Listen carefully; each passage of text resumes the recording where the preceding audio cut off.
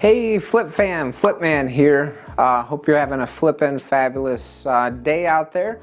So today I'm going to talk to you guys about how to analyze a fix and flip, whether it's your first, your fifth, your 10th deal. This is how I look at all my transactions and all my fix and flips. So the first thing we got to look at is our CMA.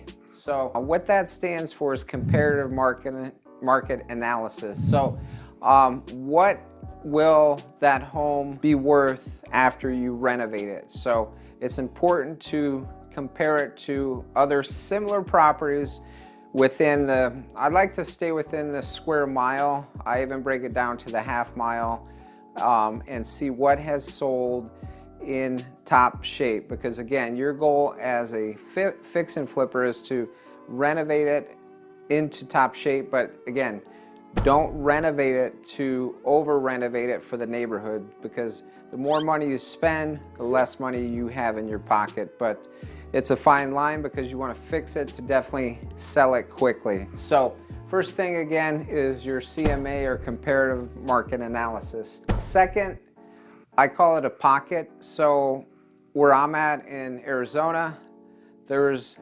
tons and tons of space, tons of neighborhoods, tons of pockets. So you have to know, for example, in Phoenix, you have historic pockets, you have pockets that aren't well maintained, you have pockets that are selling quickly. So you have to have an experienced realtor or someone to guide you in the pockets. Back in the day when I worked with Canadians, one of the most important things for them in the pocket was good schools, low crime rates. So those are some things that they really looked at and considered when buying fix and flips back in the late 2008, 2010. The other thing is the condition of the asset that you're about to buy. You have to know how much it's going to cost you to renovate it. And I have a fine eye now after over 1,000 flips, 2 decades in the business. I could walk through and get it very close to how much I need to spend on that house to get top dollar.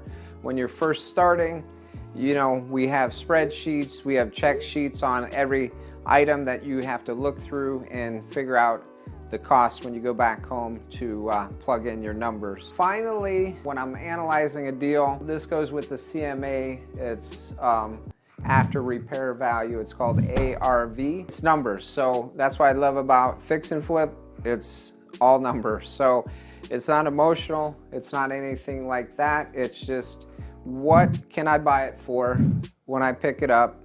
What can I put into it? Secondly, and finally, what can I sell it for, which is your after repair value. So to recap, guys, how do I analyze deals? How you should be analyzing deals. Number one, CMA, know how to comp properties.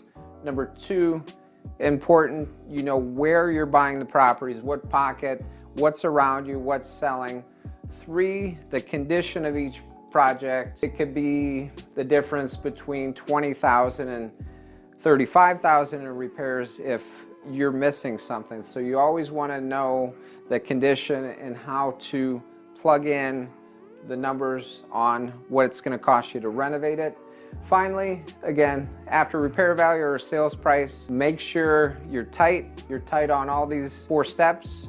The numbers are the numbers. So hopefully that helps you guys. If you have any questions or any concerns, hit me with a DM on my Instagram at FlippinAZ. And I hope this helps, and have a fabulous flippin' day out there. Peace. Hey Flip Nation, Flip Man here. Hey, awesome news, guys. I have created a new ebook on how to scale your business to 6 figures fixing and flipping. I want you guys to check it out. It's free. Go to my Instagram at flippin_AZ and register to get your free ebook on how to scale 6 figures and fix and flip business.